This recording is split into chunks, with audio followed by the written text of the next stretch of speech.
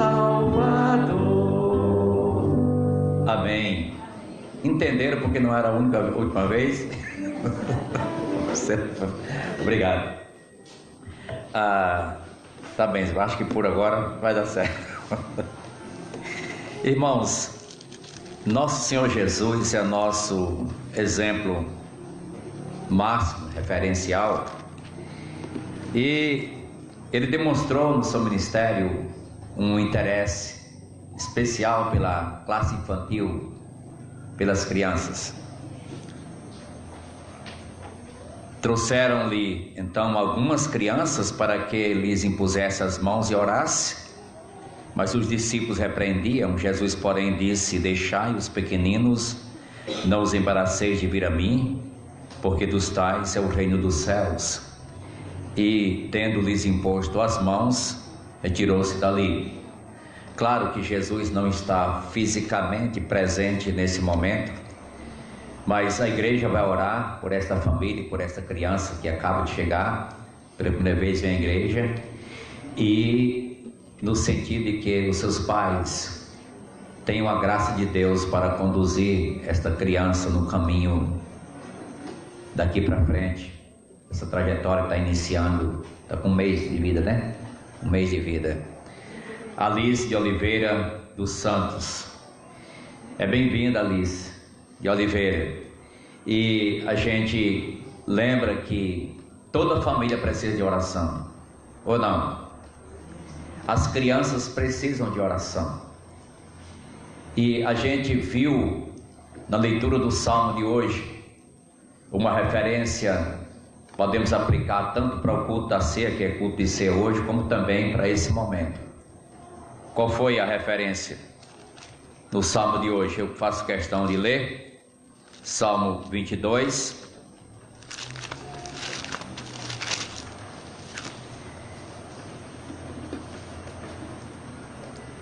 Ok? Salmo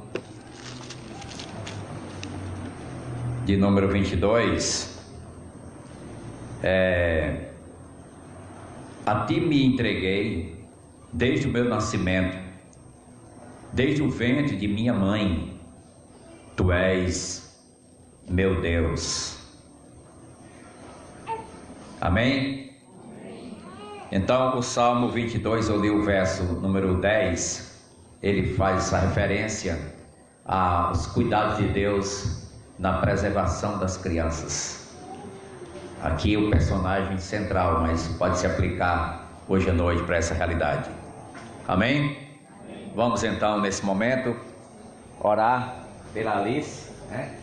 Bem-vinda, Alice. Muito bem. Ok. Tá boa. E abrindo a boca. Então, novamente a igreja vai ficar em pé. Por favor. Olha o olho dela.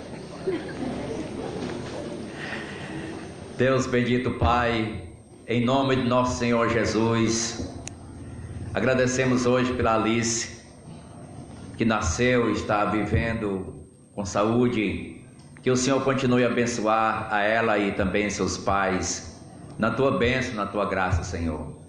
Ajude que essa criança cresça no teu caminho, que seja felicidade para seus pais, para os irmãos, para a tua obra, Senhor. Que o Senhor venha usar cada um em tuas mãos. Em nome de Jesus, entregamos a teus cuidados. Amém. Amém.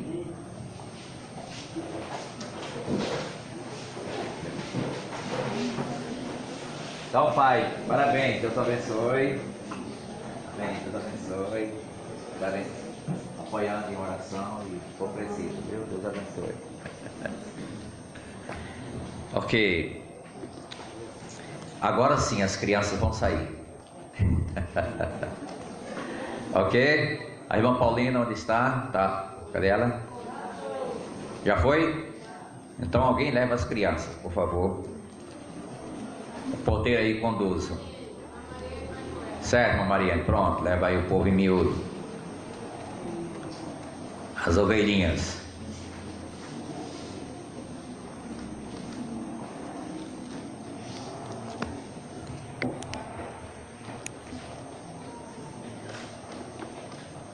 Ok, Ok.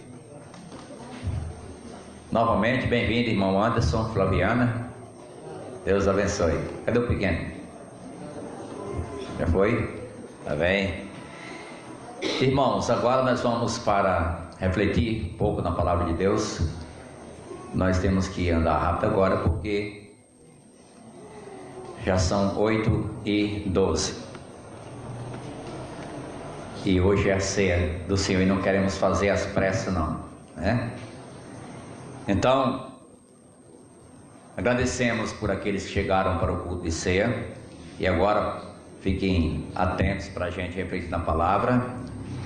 Já cantaram. Até louvamos, né? Louvamos. Agora vamos adorar através da palavra, que é também adoração.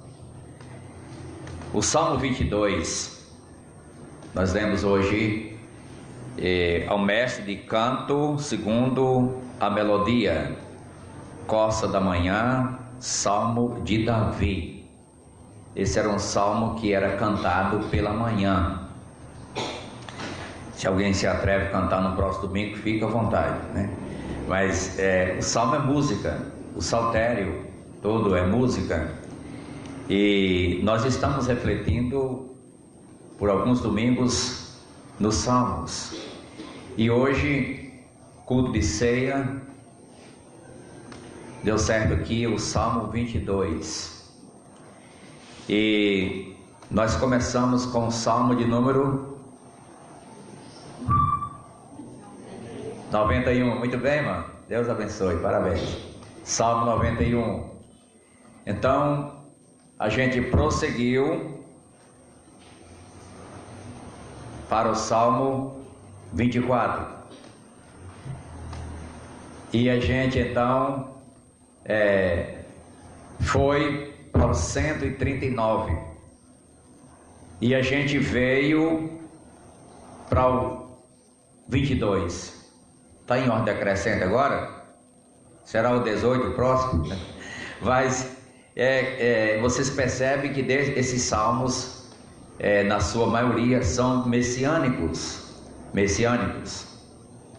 Não foi bem na ordem que eu disse aqui, mas disse todos os que passamos. E esse é um salmo messiânico. O 24 é um salmo messiânico. O 91 também. Então, na semana passada ficamos no 23, Salmo 23, e a gente passou mais de uma semana nele. E então eu preguei também no Paraíso e preguei no Maracujá, no Salmo 23.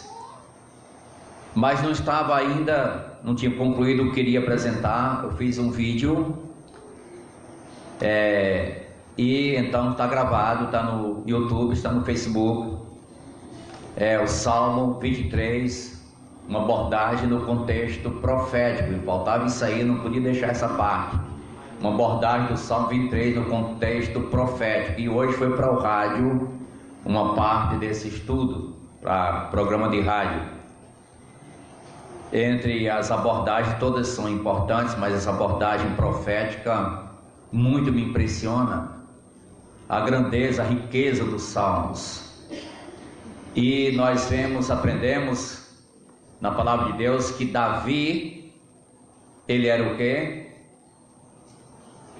Ele foi pastor de ovelhas. Que mais? Foi um príncipe do Egito. Profeta. Muito bem. Rei, né? Rei da mais significativa nação do mundo. Rei de Israel. E nós encontramos em Atos 2:30 a declaração de que Davi era profeta. Sendo, pois, profeta, declara-nos o apóstolo Pedro, Atos 2:30. Davi era profeta. E o que mais Davi era? Músico. Muito bem. Músico no sentido de tocar e tocar bem, mas músico também no sentido de compositor. Eu contei 72 salmos que traz o nome de Davi, mas tem mais salmos de Davi. Então pode-se dizer que mais ou menos a metade do saltério foi Davi que compôs. Então a gente pode ver a grandiosidade desses salmos, a beleza desses salmos. Nosso propósito é expor um pouco sobre os salmos, encorajar os irmãos a amar mais a palavra, amar mais os salmos, usar mais os salmos, porque a Bíblia manda fazer isso. Falando entre vós, com que? Salmos, hinos e cânticos espirituais. Efésios 5 e Colossenses 3 novamente, com salmos e hinos. Então, falando para a igreja, usar os salmos. A igreja. Vocês não lembram que eu falei que teve um reformador que ele metrificou todos os salmos, escreveu a música desses salmos, né? Foi Calvino.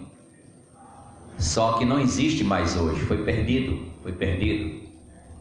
Mas a prática de cantar os salmos os judeus usavam, e os cristãos nos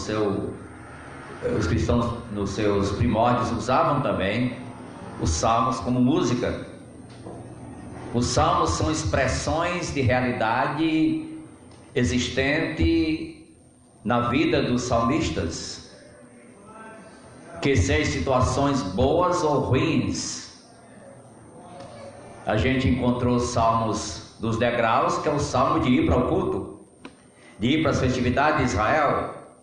Esse citado hoje: alegrei-me quando me disseram, vamos à casa do Senhor. É um cântico de romagem, é um cântico de degraus, é um cântico de viagens para Jerusalém. Nós vamos dizer de romaria.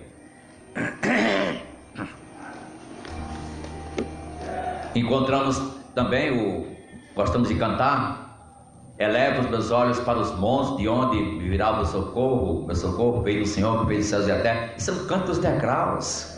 Isso é muito significativo para o povo de Deus. Ele escrevendo realidades. Hoje não tem tempo para beber água, né? Mas se houver uma extrema necessidade, pode fazer, mas enquanto não, aguenta aí. Então, esses salmos também, eles vão para os salmos imprecatórios. Os salmos imprecatórios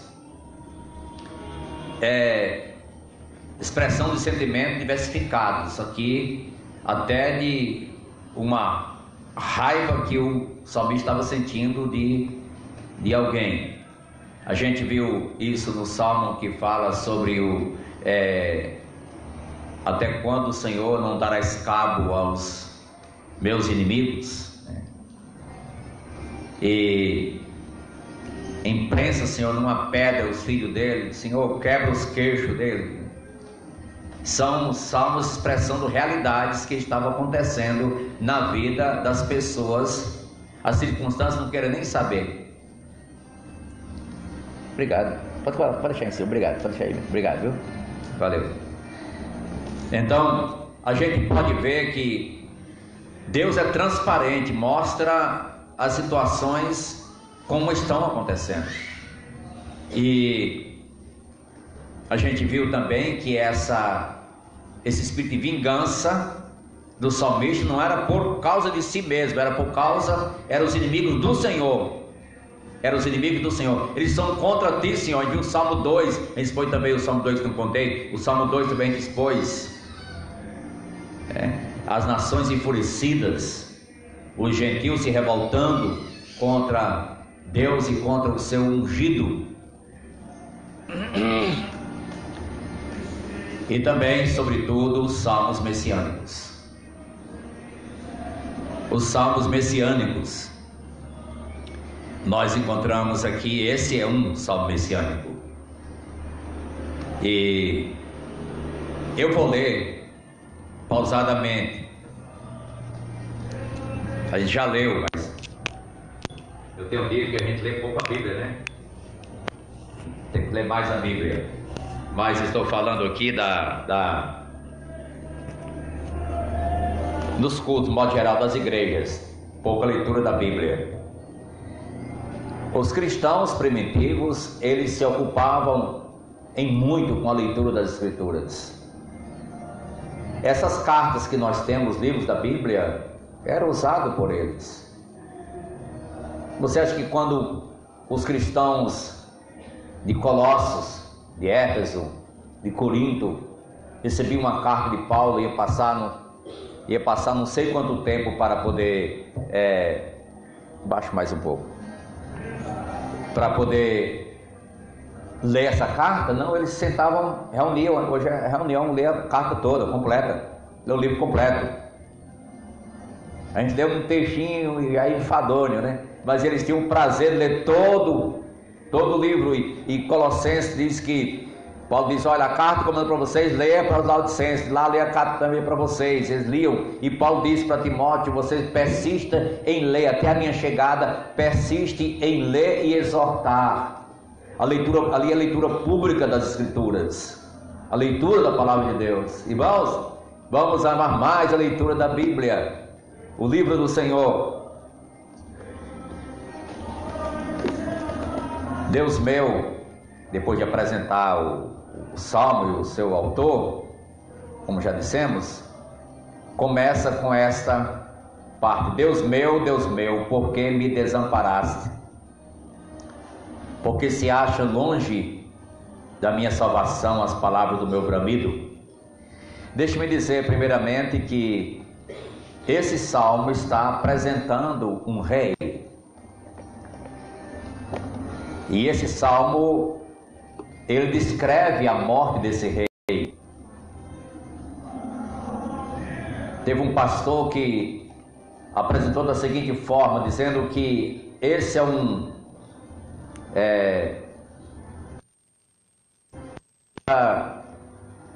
encantos.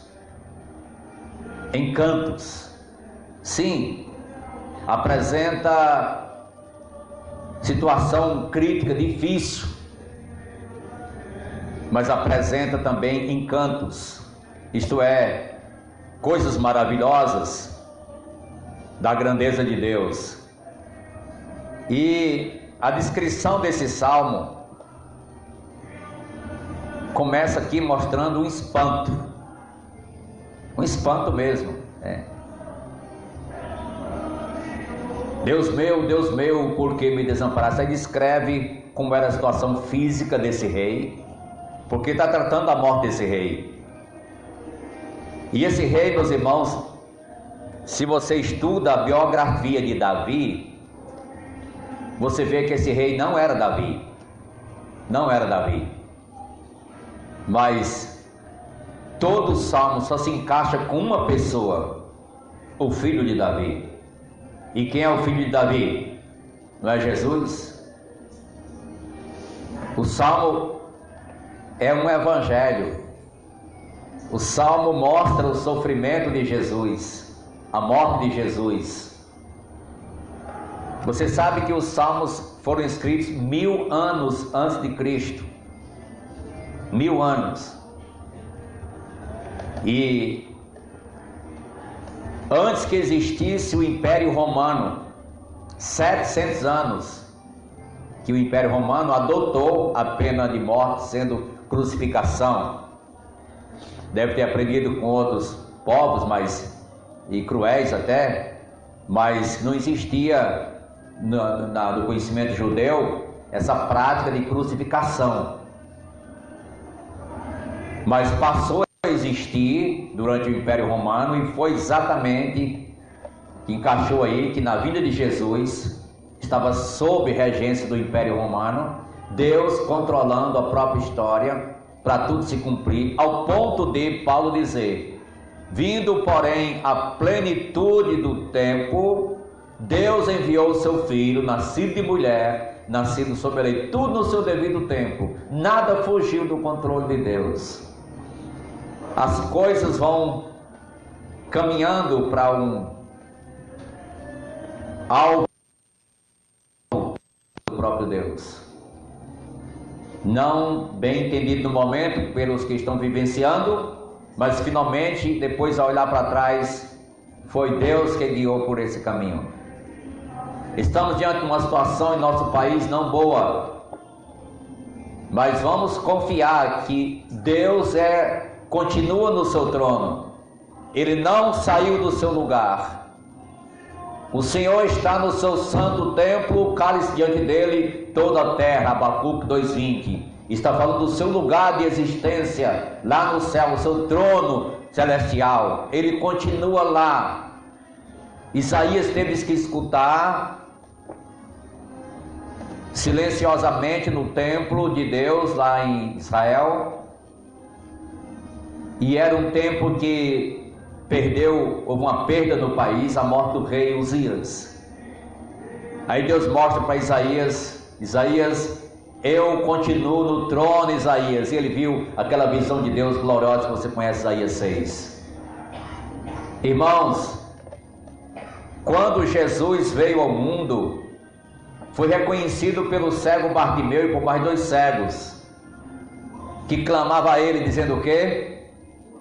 Jesus, filho de Davi, tem compaixão de mim. Quando Jesus entra em Jerusalém, a sua entrada triunfal, montado em um jumento, qual foi a aclamação do povo? Hosana ao filho de Davi, bendito o que vem em nome do Senhor, hosana nas maiores alturas. Jesus foi proclamado como filho de Davi. Deus havia prometido que o seu descendente se assentaria no seu trono e para sempre, e tinha que acontecer sua vinda ao mundo. Deus guiou, como a gente já viu, movendo a Babilônia, e então foi conquistada pelos medos persas, e agora vem Ciro autorizando a volta dos judeus para a sua terra. E nessa volta foi exatamente o tempo em que Jesus nasceu. Irmãos, nós precisamos amar mais a história bíblica, amar mais a palavra de Deus, porque fala de Jesus, a Bíblia aponta para Jesus, e o cerne aqui nesse salmo é Jesus. Suas palavras registradas no Novo Testamento, livro de Mateus.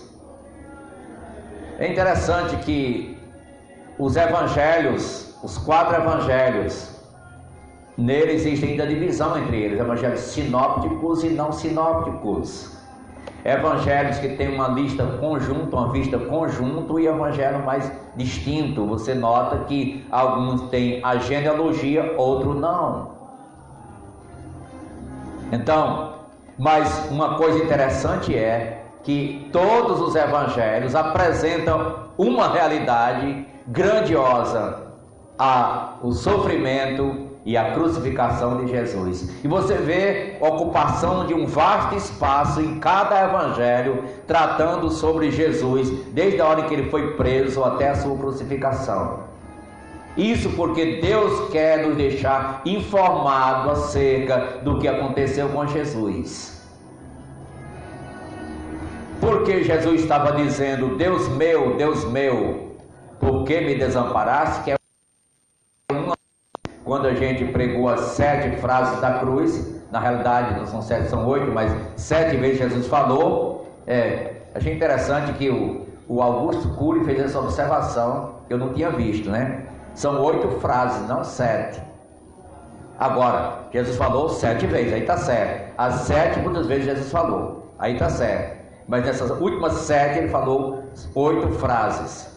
E então aqui nós vemos ele dizendo para Deus, era uma oração: Deus meu, por que me desamparaste? Quão sério, irmãos, é o pecado, porque houve trevas sobre toda a terra.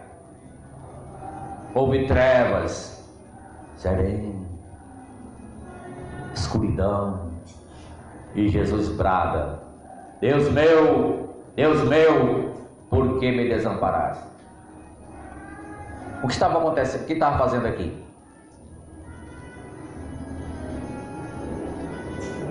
Bem, entenda pelo menos isso hoje à noite.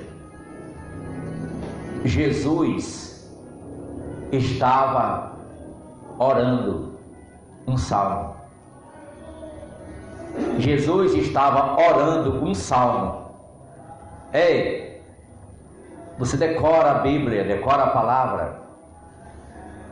Se não, quando chegar o momento que você tiver um aperto, ou mesmo a morte, vai dizer coisa errada.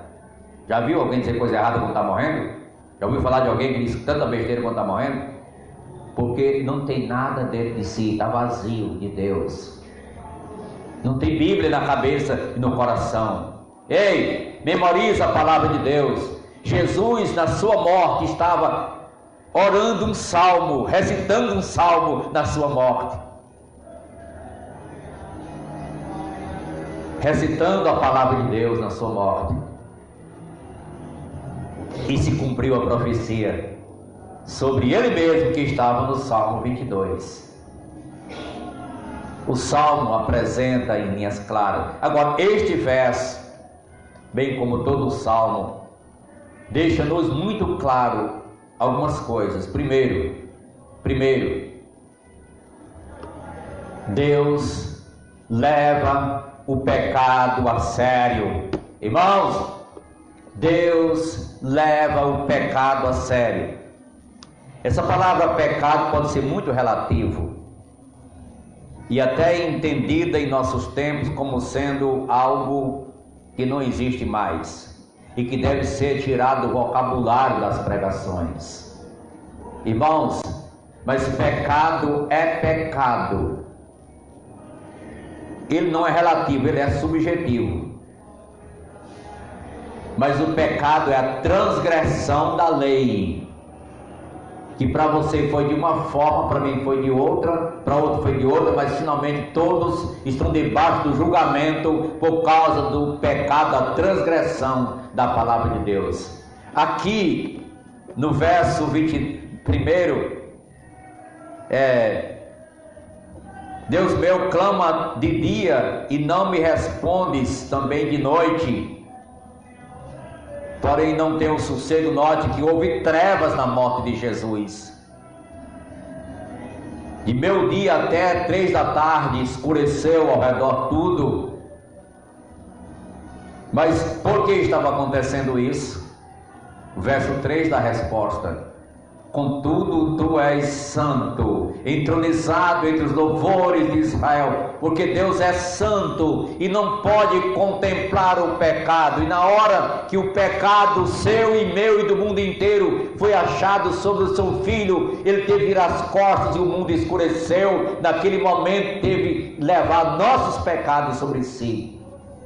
A ceia hoje nos traz a lembrança do que ele fez pelos nossos pecados, carregando em seu corpo nossos pecados. Sabendo disso, nós iremos procurar entender mais uns aos outros, até tolerar mais, mas não tolerar o pecado. Se tolera a pessoa, mas não se ameniza o pecado. Pecado é pecado. Na hora em que a igreja ou um crente ameniza o pecado, ele está pecando contra o Deus que morreu na cruz por causa do seu pecado, dizendo não vale nada. Irmãos, é sério, o pecado é coisa séria. O pecado afasta as pessoas de Deus, o pecado distancia o pecador de Deus, e o próprio Jesus disse que aquele que ama o pecado se afasta da luz, que as trevas saem da luz. Note como as trevas e pecado estão ligados, porque Jesus está carregando o peso dos nossos pecados, até a luz fugiu. Isso é muito sério, irmãos. Ninguém brinca com o pecado. Se não houver verdadeiro arrependimento e conversão a Cristo, o pecador não tem nenhuma outra alternativa. Tem que correr para Jesus, se render a Ele, recebê-lo como Salvador e Senhor, porque este Jesus que sofreu foi o mesmo que morreu e ressuscitou e está vivo para salvar todo aquele que crê. Amém? Eu hoje estou dando introdução ao Salmo 22. Convido-vos a voltar domingo para continuar. Essa é apenas uma introdução ao Salmo 22. Você verá quanta maravilha vai ser descrito durante todo o Salmo. Eu estou altamente impressionado com esse Salmo. Aliás, com todos que eu tenho estudado, e esse aqui especificamente, cada vez mais nos leva a estar mais perto de Deus e pasmado diante de sua santidade e seu amor para com o mundo perdido. Vamos orar. Nosso Deus, nós agradecemos em nome de Jesus por aquilo que o Senhor é, por aquilo que o Senhor faz. Nós agradecemos, Senhor, pelo sacrifício do Calvário e pela autenticidade da Tua palavra confirmada através dos santos profetas, no caso aqui Davi previu e houve o cumprimento na vida do Teu Filho Jesus, o Rei, o Senhor, aquele que por nós se entregou. Faz-nos quebrantados e humildes diante de Ti, para entender e vivenciar a realidade do sacrifício de nosso Senhor Jesus Cristo. Aplica, Senhor, estas verdades aos nossos corações. Enquanto oramos, será que tem alguém em nosso meio que hoje à noite gostaria de declarar que Jesus Cristo é o teu único Salvador? Você não é um crente ainda, mas você reconhece que precisa e gostaria de se achegar a Ele verdadeiramente contrito. Quem hoje à noite gostaria de ser um crente em Jesus? Ou quem sabe está afastado, de se reconciliar? Proclame isso perante a igreja sem nenhum constrangimento. É um prazer para a igreja ver alguém que está de uma certa forma desconcertado, querendo ajeitar a vida. Isso é maravilhoso, é um ponto positivo para você. Então, volte domingo para estar conosco, e que estaremos orando que você tenha essa oportunidade, e todos nós também. Amém? Muito bem, vamos ficar em pé, por favor, cantando apenas um coro e um hino. O sangue de Jesus me lavou, me lavou. O sangue de Jesus me lavou, me lavou. Alegre cantarei louvores ao meu Rei, ao meu Senhor Jesus que me salvou. Pode sentar, vamos organizar para a ceia. Obrigado.